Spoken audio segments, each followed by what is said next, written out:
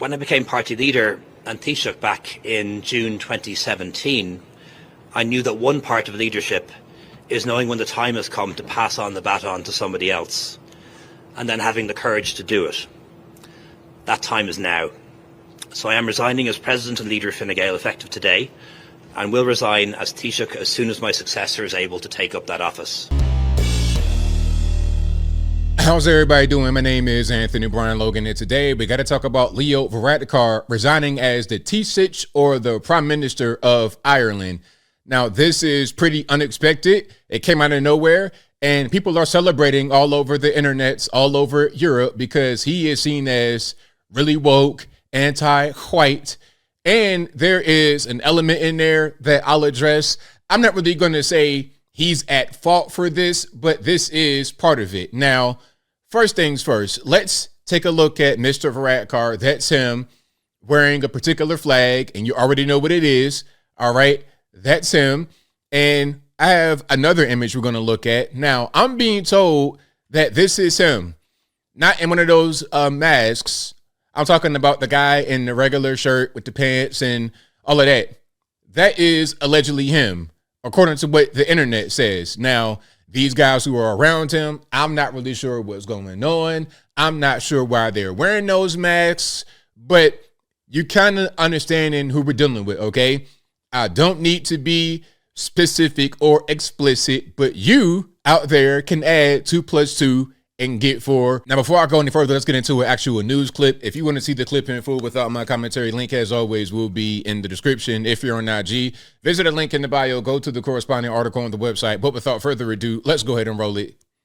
Oh, listen, I've never seen such a political bombshell kept under wraps to the extent that this news has been kept under wraps for the day. I mean, it is simply, there is a sense of disbelief around this place. This is government buildings here behind us, where we just saw Leo Varadkar announce his resignation as leader. Now, what I want to know is why. I've not heard that. I've been reading about this story, and I've not really seen a reason why. I mean, he may give kind of a generic reason, whatever, but okay, it needs to be something pretty serious to resign from such an important office. Let's see if it's reviewed at any point in this particular clip. Leader of Fine Gael, and ultimately leading to his resignation as Taoiseach as well. But new proposals on assisted dying were top of the political agenda here in Ireland for the day. Assisted dying? See, look, now, I mean, what's going on? Ireland, UK, Europe, what's happening? What is, we talking about assisted deletion, doctor-led deletion? Is that what we talking about? Voluntary deletion?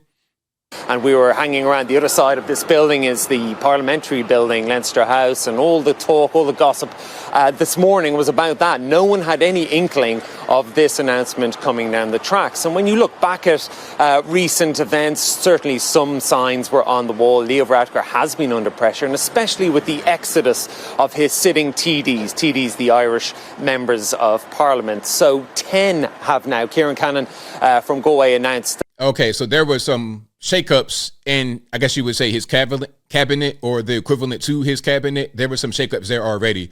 So that could have been the precursor to this. Although, from what he's saying, nobody really knew that he would go ahead and just resign. That he would not stand at the next election just last week, and that brought to 10 the number of his party's TDs in the Dáil, the Irish Parliament, who announced that they would not put themselves up for re-election. And if that doesn't sound like a huge number, maybe by UK standards or international standards, you've got to bear in mind that he was able to form a government the last time, a coalition government, after getting 33 TDs elected in total from his party. So 30% of Fine Gael's TDs that were elected back in the last election in 2020 have. That's pretty big. That's a pretty sizable amount. And please pardon interruptions, because this is Sky News. That might be kind of weird. So Sky News, if you're listening, fair use, please. Already announced that they simply are not putting their name forward for consideration. That sort of exodus will always raise questions about the party leadership, and the grumblings had been there, and then wham, along came those twin referendum defeats. They were not just defeats. These are the twin referendums earlier this month to remove what was called sexist and outdated language from the Irish Constitution, also to redefine marriage in the Irish Constitution as well. Okay, now we're just getting really woke. We're getting really woke.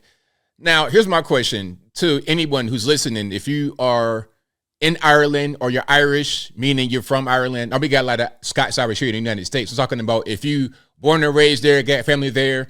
What do you think about this guy and the direction that Ireland is going? Is it a good direction, bad direction? You guys got some migrant issues over there as well. You get the LGBT stuff. Do you think Ireland is going in the right direction?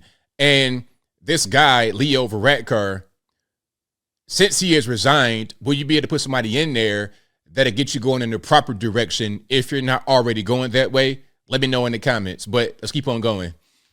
These weren't just defeats by the Irish electorate, they were trounced by the Irish electorate. The latter referendum was defeated by 74%, a 74% no vote. That is the highest no vote ever in the history of Irish referendums, and this is a country that has a lot of referendums. And that really... How are you going to resign right after St. Patrick's Day? Like, what part of the game is that?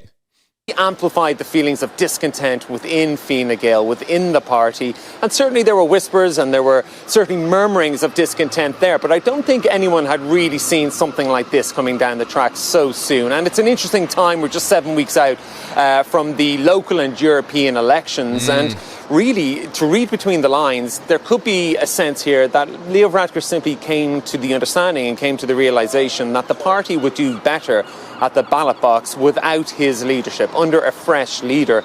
And maybe he became kind of a toxic figure. Maybe that's what's going on.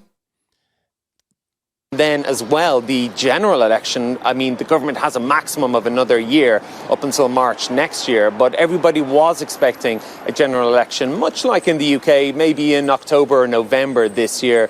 And certainly Leo Varadkar is now clearly of the opinion that he needs to give any new Fine Gael leader, which we should know after the Easter break, who will then become Taoiseach.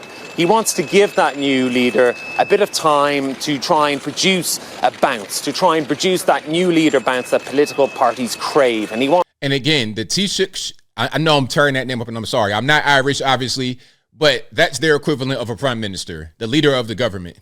Wants to see, therefore, that new leader get a bit of time to get their feet under the desk here at government buildings ahead of the local and European elections in June, and then, of course, the announcement of the general election, which we do still expect, despite what Micheál Martin, his coalition partner, the leader of Fianna Fáil, he wants to go full term. That remains to be seen. All right, so there we have it out there in Ireland. The Prime Minister, or Taoiseach of Ireland, he's out. Leo Varadkar, he went ahead and resigned. This was unexpected news. I guess there were some writings on the wall. There were some issues going on. A lot of his people, a lot of his TDs, as they said, you know what, we're not going to run for re-election. We're pretty much going to be out. So there was going to be an issue. There was some cracks in the armor, I suppose. So he said, you know what, it's best that I just go ahead and step aside. But as I close, I want to say this. Shout out to the Irish. Shout out to UK. Shout out to the entire Europe. Hopefully you guys get things back on the right track.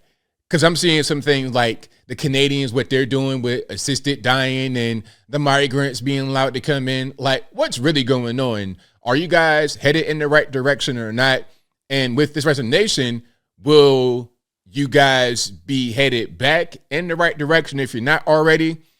There's so many questions, I suppose, but I think I'll leave that right there for now. And what say you? Are you Irish? Do you live in Ireland? Are you from Ireland? What's your opinion on this? Whatever your thoughts are, let me know in the comments below. How about any other Europeans? How about anyone who knows what's happening with this situation? Is it a good thing that he resigned? Was it obvious? Was it right on the raw? Are you surprised that this happened? Whatever your thoughts are, please let me know in the comments below. And that's all I got to say for this video. If you like what you heard, please comment, rate, share, and subscribe. Peace.